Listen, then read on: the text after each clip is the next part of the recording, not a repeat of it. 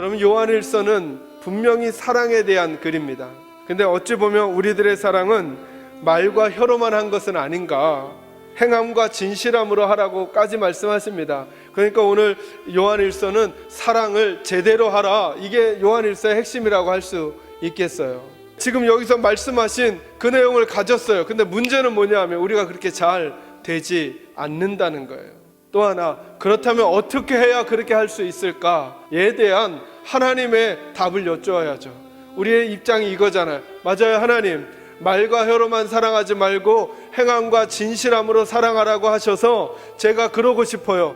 하나님이 우리를 사랑하신 것처럼 우리도 서로 사랑하고 싶어요. 근데 그게 잘 안 돼요. 하나님, 그러면 어떻게 하면 좋을까요, 하나님? 라고 우리가 하나님께 여쭈는 게 우리 순서잖아요. 사랑해야 된다, 용서해야 된다, 서로 사랑하자라고 하는 결론이 아니라 이렇게부터 출발하려고 합니다. 믿음은 하나님과의 사귐의 문제로부터 출발해야 한다라고 하는 것입니다. 오늘은 우리가 해야 할 일, 율법, 사람의 이야기가 아니라 하나님이 하신 일, 복음, 하나님의 이야기를 조금 붙들려고 하는 것입니다. 그러니까 우리가 사랑을 하기 전에 하나님이 먼저 사랑하셨다는 사실을 받아들여야 한다는 것입니다. 여러분, 저와 여러분이 다른 이들을 사랑하려고 결단하기 전에 이 질문이 우리에게 필요합니다. 내가 하나님께로부터 사랑받고 있다는 사실을 내가 알고 있는가? 아니, 머리로 말고요, 정말로 내가 하나님께로부터 사랑을 받은 사람이라는 사실을 알고 있는가? 그 하나님이 나를 얼마나 사랑하셨는지, 나에게 독생자 예수 그리스도를 보내주셨다는 사실을 내가 받아들이고 있는가? 이 사실이 먼저 중요하다는 거예요. 여러분, 하나님이 여러분을 사랑하고 있는 것을 정말 느끼고 살아가십니까?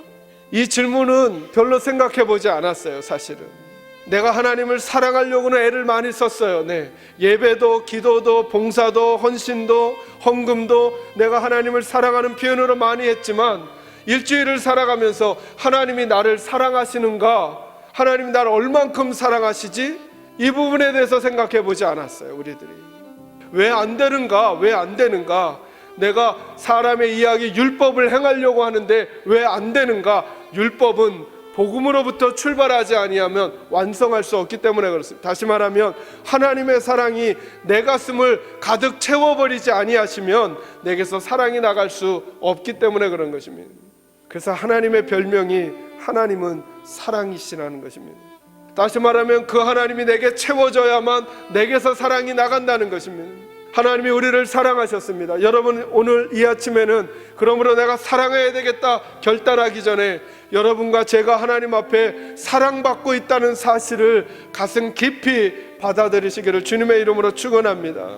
로마서의 말씀에 보면 저와 여러분이 아직 죄인 되었을 때에, 저와 여러분이 하나님과 원수 되었을 때에, 우리가 하나님 앞에 의롭지 못했을 그때부터 하나님이 이미 우리를 사랑하셨대요.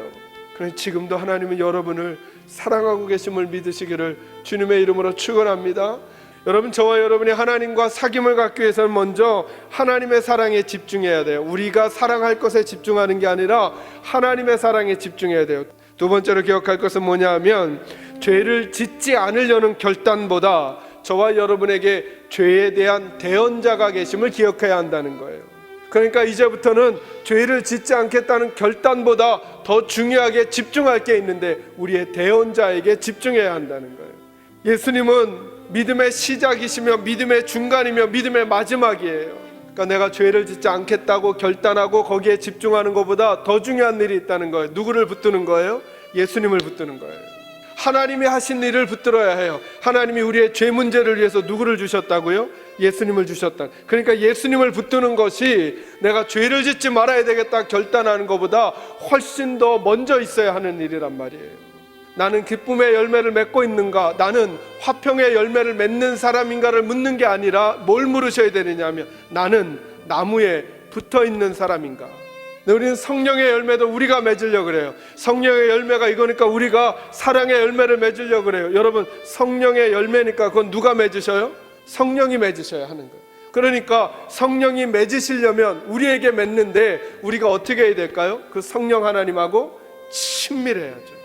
그래야 성령님이 우리 속에서 사랑의 열매를 맺죠. 그 여러분, 가지는 뭘 해야 하느냐 하면 저와 여러분 이렇게 물으셔야 해요. 나는 요즘 예수님에게 붙어 있는가? 그러니 사랑하는 성도 여러분, 다시금 주님께 붙어있는 저와 여러분이 되시기를 주님의 이름으로 축원합니다. 저와 여러분이 이미 영원한 생명이 있어요. 저와 여러분은 천국을 가기 위하여 노력을 하는 사람들이 아니라 이미 천국 가기로 결정되어 있는 분임을 믿으시기를 바랍니다. 누구 때문에요? 예수님 때문에. 그러니 예수님은 절대 놓치면 안 되는 거예요. 처음도 중간도 마지막도 예수님이에요. 그래서 그 예수를 품은 사람들에게는 하나님이 말씀하시죠. 너희에게 영생이 있다. 영생이 있다라고 하는 것은 하나님과 영원한 사귐이 있다라고 하는 거예요. 하나님과 영원한 사귐이 있기 때문에 14절 15절이 가능해지는 거죠. 저와 여러분에게 담대함이 있다는 거예요. 담대함이. 우리가 그를 향하여 가진 바 담대함이 이것이니 그의 뜻대로 무엇을 구하면 들으심이라. 우리가 무엇이든지 구하는 바를 들으시는 줄을 안즉 우리가 그에게 구한 그것을 얻은 줄을 또한 아느니라. 기도에 대한 담대함도 어디서 오는 거냐 하면 예수님과의 사귐, 예수님에게 붙어 있을 때. 기도의 본질은 예수님에게 내가 붙어 있는가예요. 여러분, 이것을 점검하기는 어렵지 않아요. 내가 요즘에 기도하는가 기도하지 않는가. 예수님에게 정말 붙어 계십니까? 그렇다면 그 나무로부터 우리에게 양분이 오기 시작할 것입니다. 사랑에 대한 양분, 용서에 대한 양분, 인내에 대한 양분, 환경을 넘어가는 용기에 대한 양분, 이것이 예수님께로부터 올 것입니다. 저는 바라기는 우리 사랑하는 계산제일교회 식구들이 예수님과 하나님과 사귐이 있는 분이 되시기를 주님의 이름으로 축원합니다.